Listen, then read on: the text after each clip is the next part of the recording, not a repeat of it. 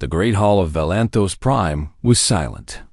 300 delegates from across the galaxy sat in their seats, and not one of them spoke. The holographic display in the center of the room showed images that made even the oldest warriors look away. Cities burned. Ships exploded in the darkness of space. Millions of beings were marched into camps where they would work until they died. The Cathari Dominion had come to the outer systems, and everything in their path was destroyed. Ambassador Thryn stood at the center of the hall. He was tall and thin, with 4 arms and large black eyes that reflected the horror on the screens. His species, the Veloxi, had been part of the Galactic Council for 2,000 years. In all that time, he had never seen fear like this. 17 systems, he said. His voice was calm, but his hand shook slightly.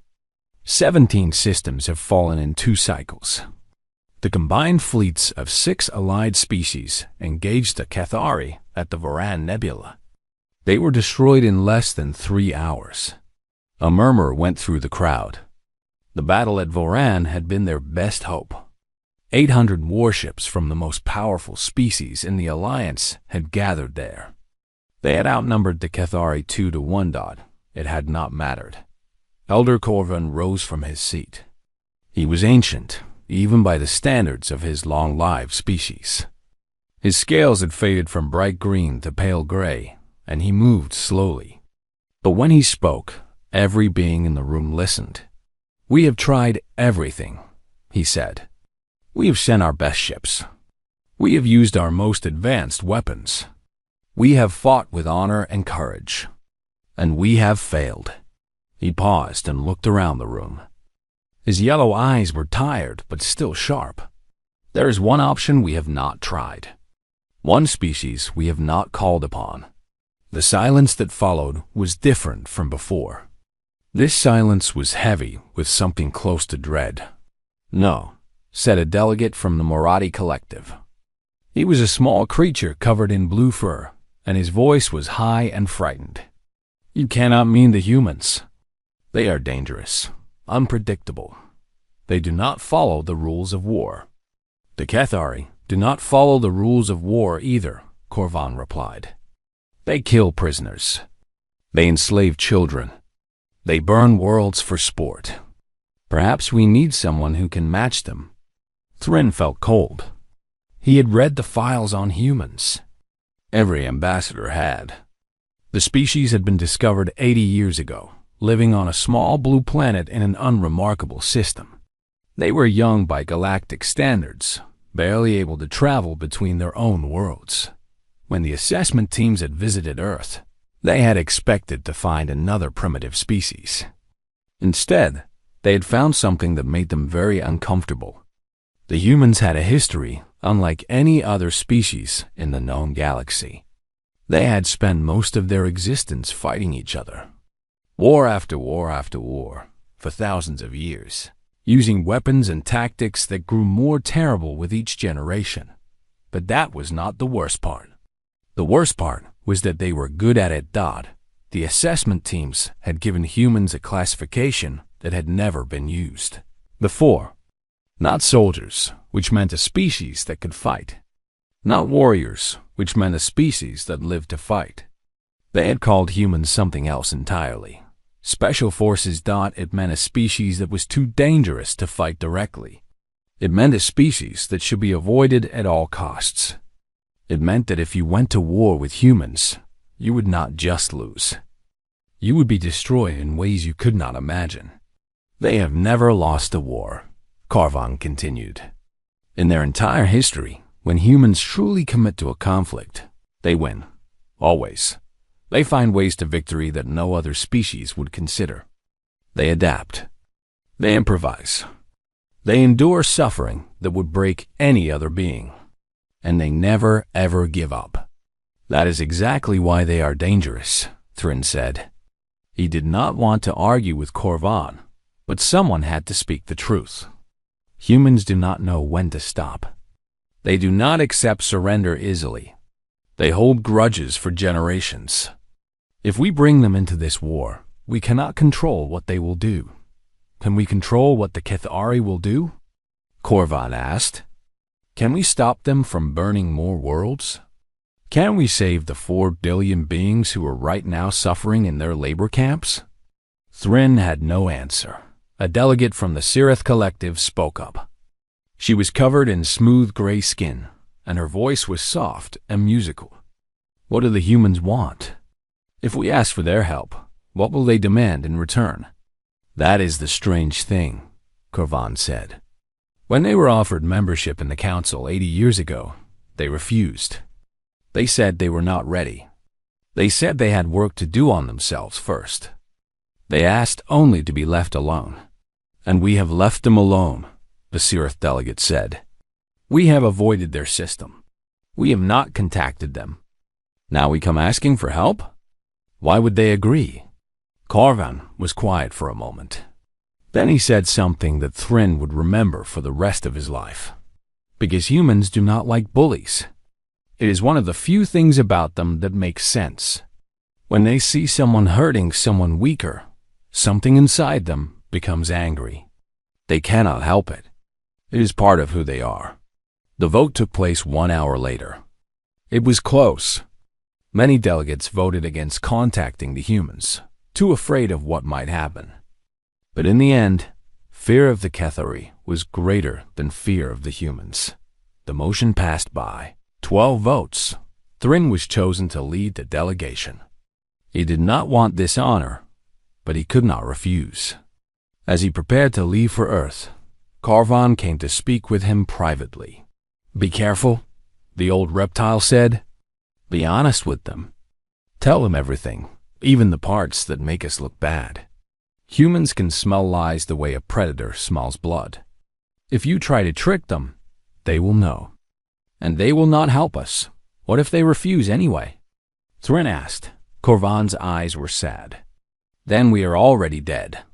The Cathari will conquer us all, one system at a time. And the galaxy will belong to monsters. Thryn boarded his ship and set course for a small blue world that most species avoided. He carried with him the hopes of 100 civilizations.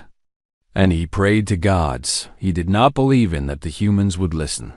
He did not know that on Earth they had been watching the war.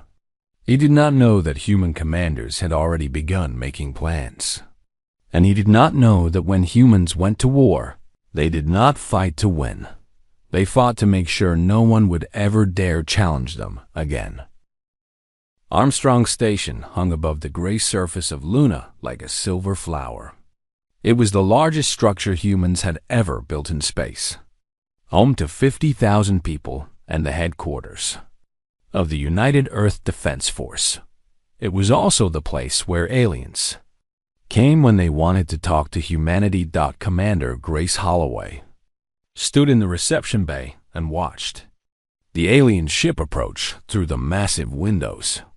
She was 53 years old, with dark hair turning gray at the temples and eyes that had seen too much death. She had fought in 3 wars on Earth before joining the space program. She knew what violence looked like. She knew what it cost. They're docking now, Commander, said Lieutenant Danny Ortiz. He was young, barely 25, with an eager face and hands that could not stay still. This was his first time meeting aliens. He was trying very hard not to show how excited he was. I can see that, Danny, Grace said. Her voice was calm and dry. Try not to stare at them. Some species find it rude. Yes, ma'am. Sorry, ma'am. The airlock opened with a soft hiss. Ambassador Thryn stepped through first, his forearms folded in a gesture of peace. Behind him came 2 assistants carrying data devices and translation equipment. Grace studied the alien carefully. He was nervous. She could see it in the way his large eyes moved, the way his feet shuffled slightly. Good. Nervous people told the truth. Ambassador Thryn, she said. Welcome to Armstrong Station. I am Commander Grace Holloway. I speak for Earth in military matters. Thryn bowed his head. Commander Holloway, thank you for receiving us. I wish we were meeting under better circumstances. So do I. Please, come with me. We have prepared a conference room. They walked through the station in silence. Grace noticed how Thryn looked at everything. The soldiers in the corridors, the weapons on their hips, the hard expressions on their faces. She wondered what he was thinking. Probably the same thing every alien thought when they visited Earth. These beings are dangerous. The conference room was simple and clean. A long table, comfortable chairs, screens on the walls. Grace sat at one end. Thryn sat at the other. Danny stood by the door, trying to be invisible. "Show me," Grace said. Thryn activated his data device. The screens around the room came alive with images and video. The same images he had shown the Galactic Council, but with more detail. More horror. Grace watched without expression. She saw cities destroyed by orbital bombardment. She saw families separated, children taken from parents. She saw labor camps where beings worked until they collapsed, then were dragged away and replaced. She saw mass graves filled with bodies that no one had bothered to count. When the presentation ended, the room was silent for a long moment. "How many?" Grace asked. Thryn did not understand. How many what? How many civilians are still alive in the occupied territories? How many people are we trying to save? The ambassador blinked his large eyes. Approximately 4 billion sentient beings remain in occupied space. Most are in labor camps or breeding facilities. Breeding facilities? The Cathari use conquered species for various purposes. Some are workers. Some are food. Some are bred to produce more workers and food. Danny made a small sound of disgust. Grace did not react at all. Her face was like stone. "What do you want from us?" she asked. Thryn leaned forward. "We want your help. The Galactic Council has voted to request human assistance in defeating the Cathari Dominion. We will provide ships, supplies, intelligence. Anything you need. You want us to fight your war for you. We want you to fight alongside us. We have tried everything else. Nothing has worked. The Cathari are too strong, too brutal. They do not follow the rules of civilized warfare. Neither do we." The words hung in the air. Thryn stopped speaking and stared at the human woman. "Let me be clear about something," Grace said. She stood up and walked to the window, looking out at the stars.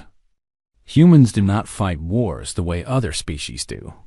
We do not line up our ships and exchange fire until someone retreats. We do not follow rules that make killing more comfortable. When we go to war, we do whatever it takes to win." She turned to face him. "We will lie. We will cheat. We will use weapons and tactics that your council would call dishonorable. We will break the enemy's will to fight, not just their ability to fight. We will make them afraid to close their eyes at night. And when it is over, they will not just be defeated. They will be destroyed." Thryn felt cold again. This was what he had been afraid of. "Commander, the Galactic Council has certain expectations about how wars should be conducted. There are laws. Did the Cathari follow those laws when they burned cities? Did they follow those laws when they put children in breeding facilities?" Grace's voice was still calm, but there was something dangerous underneath. "Your laws are designed for species that play fair. We are not going to play fair. We are going to win." The ambassador was silent for a long time. Finally, he asked, "What do you want in return? Territory? Resources? Political power?" Grace shook her head. "We do not want anything. We are not doing this for reward. Then why? Why would you fight and die for species you have never met?" It was Danny who answered. He spoke without thinking and then looked embarrassed. But his words were honest. "Because it is wrong," he said. "What they are doing is wrong, and someone has to stop them." Grace looked at her young lieutenant with something like pride. Then she turned back to Thryn. "Earth will send help. We will send our best people and our best ships.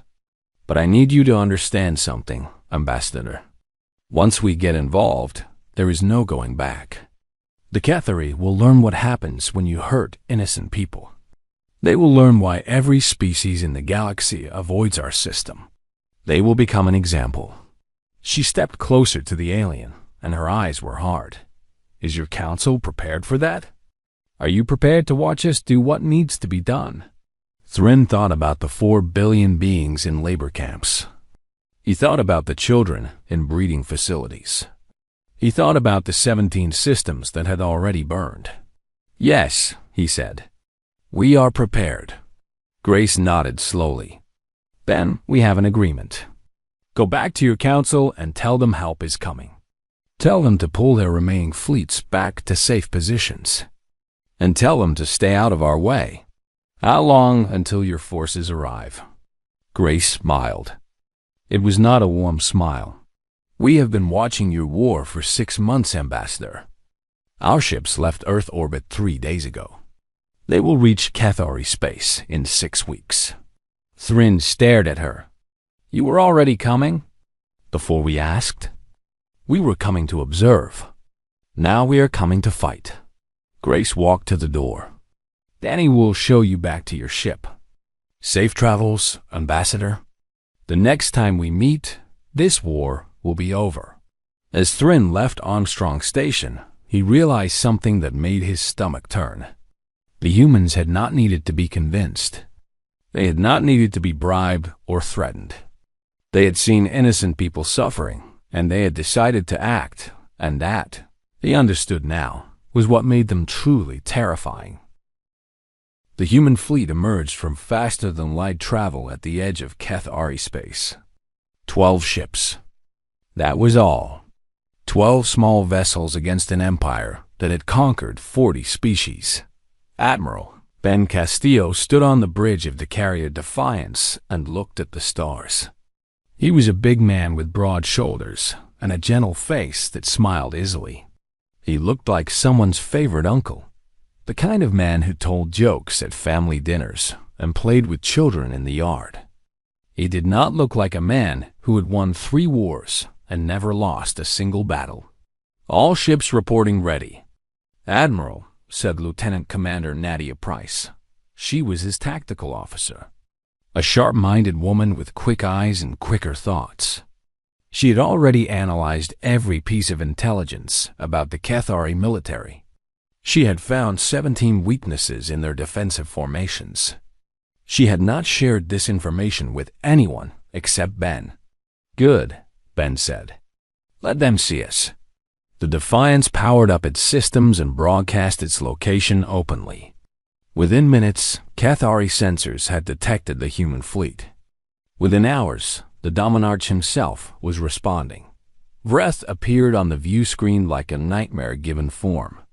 He was massive, nearly 3 meters tall, with thick gray skin and 4 eyes that glowed with cruel intelligence.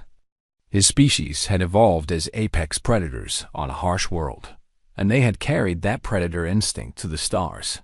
Humans? Vreth said. His voice was deep and rough, like stones grinding together. I have heard stories about your species. I am not impressed. You come to my territory with 12 ships. This is not a fleet. This is an insult. Ben smiled. It was a warm, friendly smile, the kind of smile you might give a neighbor. Dominarch Vreth, thank you for the quick response. We appreciate your attention. Vreth's 4 eyes narrowed. He was not used to being thanked. You are either brave or stupid. Perhaps both. I have conquered 40 species. My warriors number in the billions. What can 12 ships do against the might of the Cathari Dominion? I guess we will find out, Ben said. He was still smiling. But before we begin, I want to thank you for something else. What? This transmission. You have been broadcasting for nearly 3 minutes now. That is more than enough time for us to trace the signal back to your flagship. We now know exactly where you are.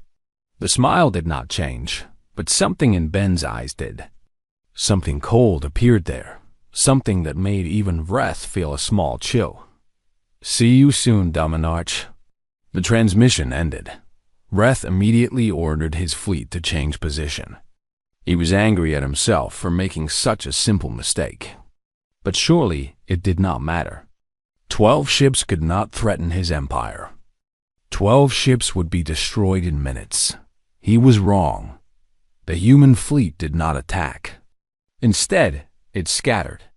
The 12 ships split apart and vanished into the darkness of space. Cathari sensors lost track of them almost immediately. The humans were using some kind of stealth technology that the Dominion had never encountered before. For 3 days, nothing happened. The Cathari waited for battle. The battle did not come. On the 4th day, a supply station on the edge of Cathari space exploded. There were no human ships anywhere nearby. Investigation revealed that someone had planted charges in the fuel storage tanks. But how? The station had been heavily guarded. On the 5th day, a Cathari general was found dead in his quarters. His door had been locked from the inside. His guards had heard nothing. There was no sign of forced entry, no evidence of how the killer had gotten in or out. The only clue was a small piece of paper left on the body. It said, "We are watching." On the 6th day, 3 Cathari warships reported strange malfunctions. Their weapon systems stopped working. Their engines failed. Their life support began pumping in a gas that made the crew fall asleep. By the time other ships arrived to help, small teams of human soldiers had already boarded. They freed the prisoners being held in the cargo bays, then destroyed the ships from the inside. Vreth demanded reports. How was this happening? Where were the humans? His commanders had no answers. They had never seen warfare like this. Battles were supposed to be fought between fleets. Ships were supposed to face each other and fire until one side won. This was something different. This was hunting. Ambassador Thrin watched the reports from a safe distance on a station far from the fighting. He had been assigned to observe the human campaign and report back to the Galactic Council. What he saw made him understand, finally, why humans were classified as special forces. They did not fight armies. They fought minds. Every attack was designed to create fear. Every destroyed station, every dead officer, every mysterious malfunction sent a message. You are not safe. We can reach you anywhere. We can kill you at any time. You do not know when we will strike next. Within 2 weeks, the Cathari military was falling apart. Not from losses. They had barely lost any ships in direct combat. But morale was collapsing. Soldiers refused to sleep. Officers argued with each other about strategy. Supply lines broke down because no one knew which routes were safe. Vreth ordered his fleet to gather in one place, where they could protect each other. This was exactly what Ben Castillo wanted. The Battle of Karth Nebula lasted 6 hours. The Cathari outnumbered the humans 20-1. They formed a defensive sphere, weapons pointed outward, ready to destroy anything that approached. The humans did not approach from outside. They had already planted teams inside the sphere during the chaotic 2 weeks of hunting. Small groups of soldiers, hidden on asteroids, on debris, on the hulls of Cathari ships themselves. When the battle began, they attacked from within. Nadia Price coordinated the assault from the Defiance. She watched her screens and gave orders with a calm voice. Team 7, target the flagship's sensor array. Team 12, disable the command ship's engines. All fighters, prepare for attack, run on my signal. It was not a battle. It was a slaughter. The Cathari did not know where to aim. Enemies were everywhere, inside their formation, inside their ships, appearing from nowhere and vanishing just as quickly. Their commanders screamed orders that no one followed. Their weapons fired wildly, hitting their own vessels as often as enemy targets. When it was over, the Cathari had lost 300 ships. The humans had lost 4. Vreth escaped. His flagship fled to the homeworld, surrounded by what remained of his once mighty fleet. He was afraid now. He had finally understood what he was facing. Humans did not fight to defeat their enemies. They fought to destroy them completely.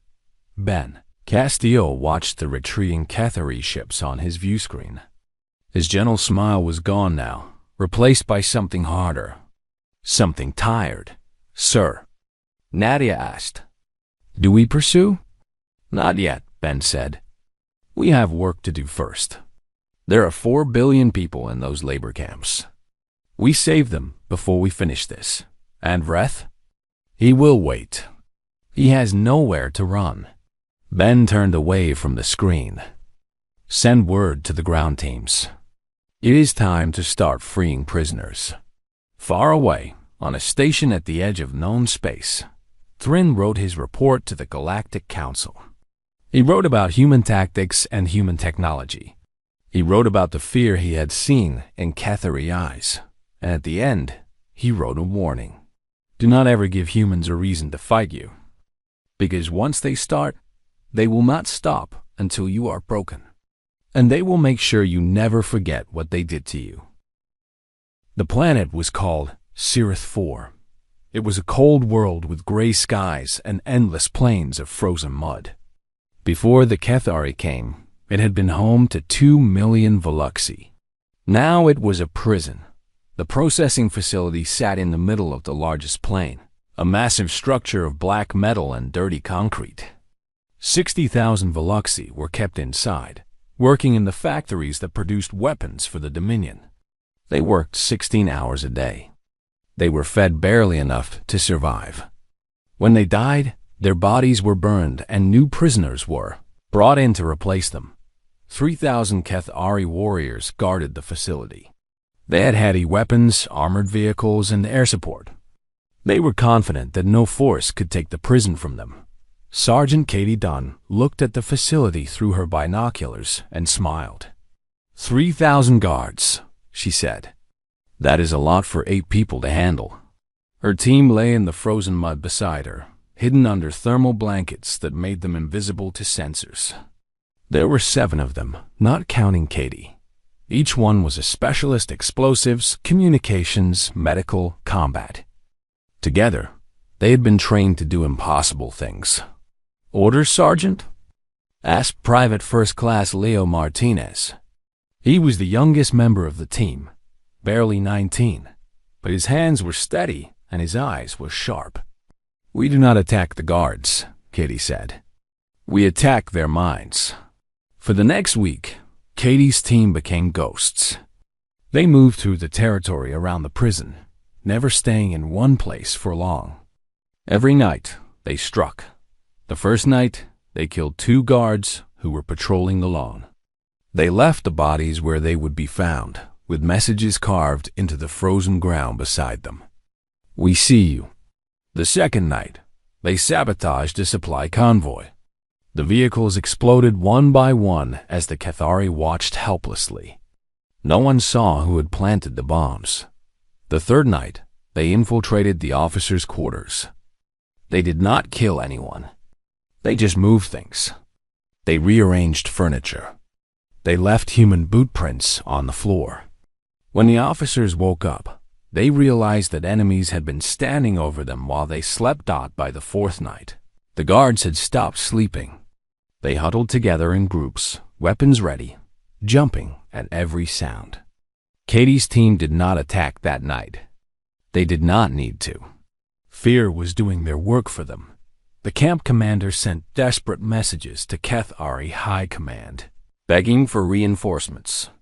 The response was always the same: no reinforcements available. Every other garrison in the sector was dealing with the same problem. Human teams were everywhere, striking without warning, vanishing before anyone could respond.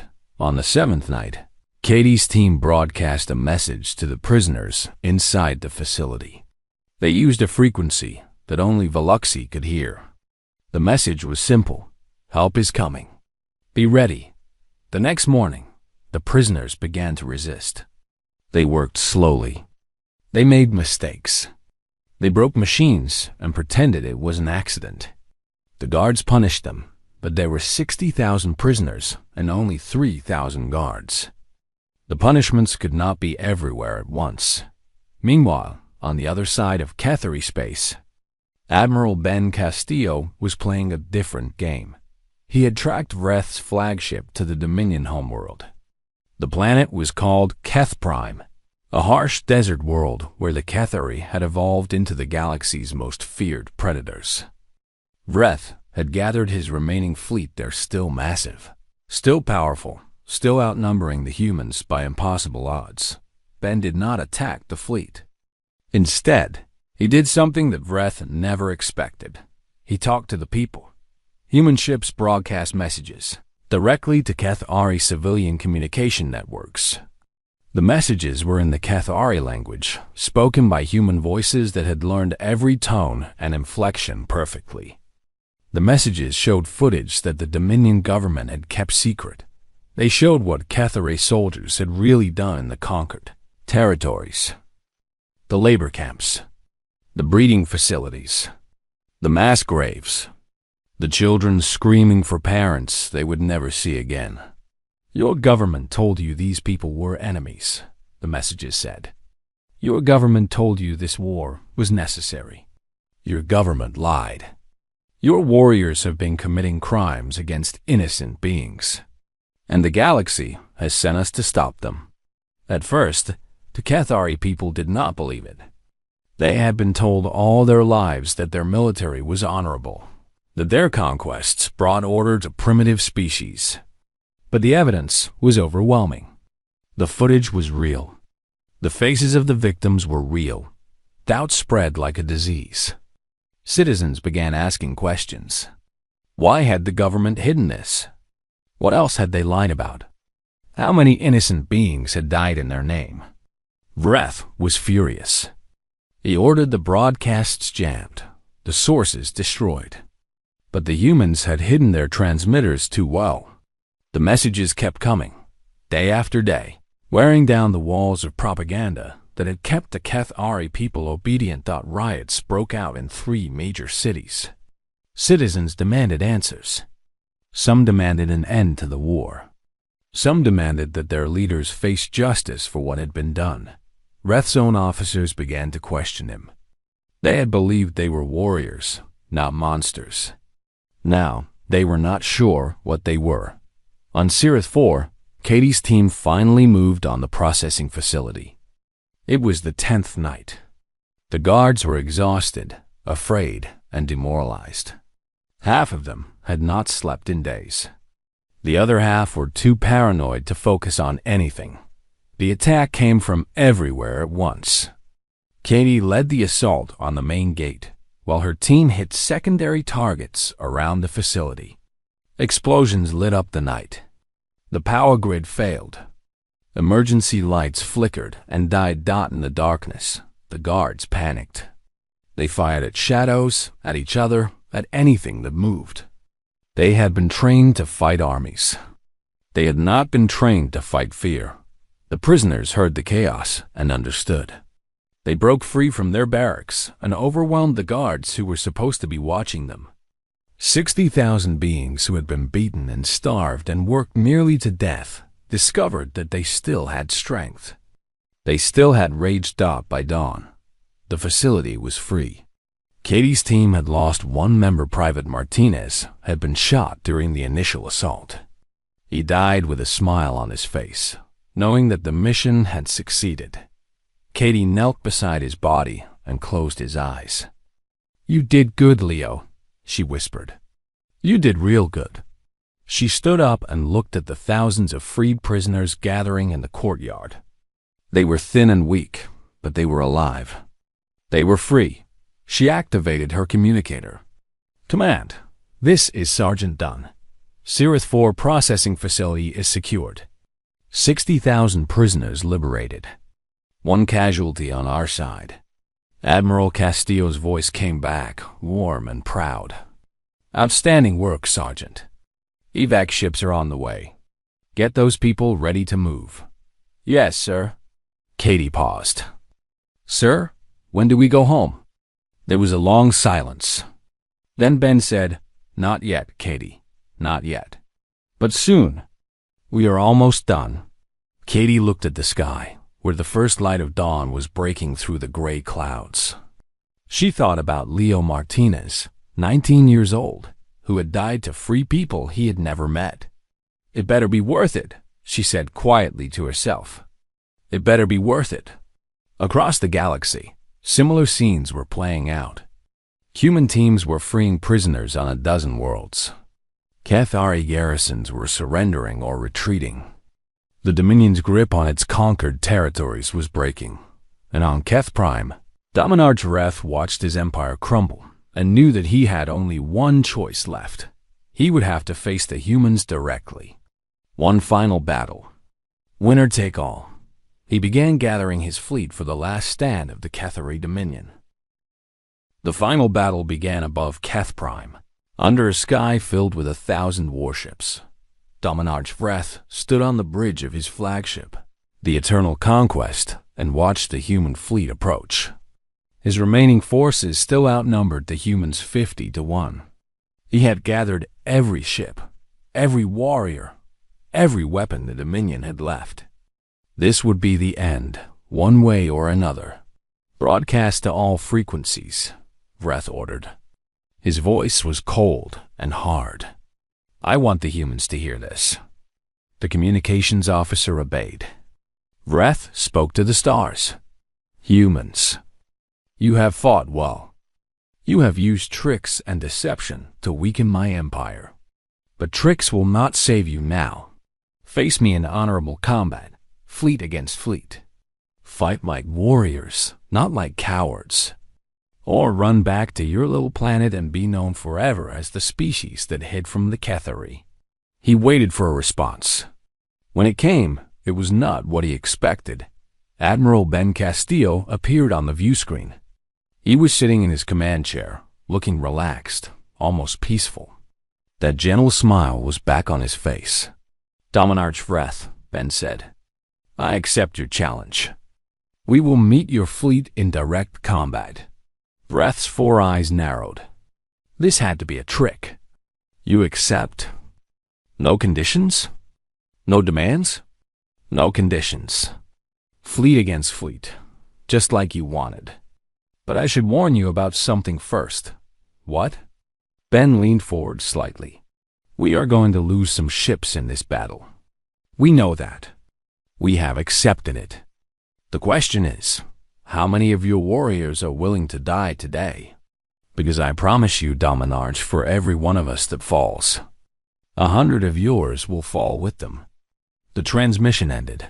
The battle began. The Cathari fleet advanced in a massive wave, confident in their numbers. Human ships met them head-on, weapons blazing. For the first time in the war, the two forces fought the traditional way ship against ship, fire against fire. The humans took heavy losses in the opening minutes. 4 carriers were destroyed. 2 cruisers were badly damaged. The Cathari pressed their advantage, pouring fire into the human formation dot, and then the trap sprung. The destroyed human ships were not dead. They had been designed to look destroyed, to drift like wreckage while their crews stayed alive inside. And those crews were not ordinary sailors. They were boarding teams. Hundreds of soldiers trained for exactly this moment. From the floating wreckage, small craft launched in every direction. They were fast and hard to track, built for one purpose: to reach enemy ships and cut their way inside. Vreth realized what was happening too late. All ships, defensive positions, prepared to repel boarders. But the humans were already inside. They moved through Cathari vessels like water through cracks, targeting the systems that mattered most: engines, life support, weapons, bridge, crews. Ships that had been firing moments ago went dark and drifted. Officers were killed at their stations. Warriors found themselves fighting in the corridors of their own vessels, against enemies who knew exactly where to strike. Captain Marcus Webb led the team that boarded the Eternal Conquest. He was 42 years old, quiet and serious, with gray eyes that had seen too many battles. He had been fighting since he was 18. He had hoped, when he was young, that one day there would be no more wars. Now he knew better. His team cut through the flagship's defenses with brutal efficiency. They moved through smoke-filled corridors, stepping over the bodies of Cathari warriors. The sound of gunfire echoed through the ship. They found Vreth in the command center, surrounded by his personal guard. The Dominarch was standing in the middle of the room, a massive weapon in each of his 4 hands. He was not going to surrender. "Come then," Vreth growled. "Let us see if humans die as easily as they kill." The fight lasted less than 3 minutes. Vreth was a skilled warrior, stronger and faster than any human.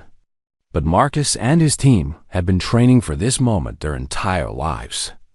They worked together like parts of a single machine, covering each other, creating openings, exploiting weaknesses. When it was over, Vreth lay on the floor of his own command center. He was bleeding from a dozen wounds, but still alive. Marcus stood over him, weapon ready. "Finish it," Vreth said. His voice was weak but proud. "Give me a warrior's death." Marcus lowered his weapon.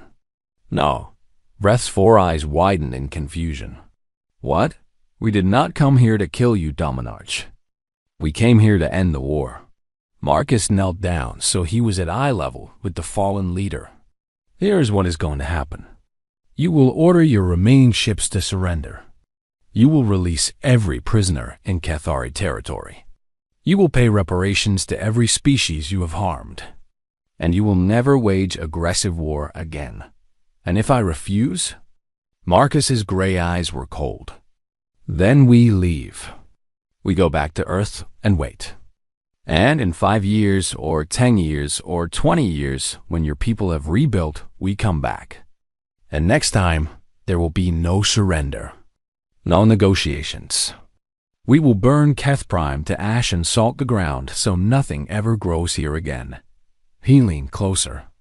"We did not want to do that. We did not want any of this. But we will do whatever it takes to make sure innocent people are safe.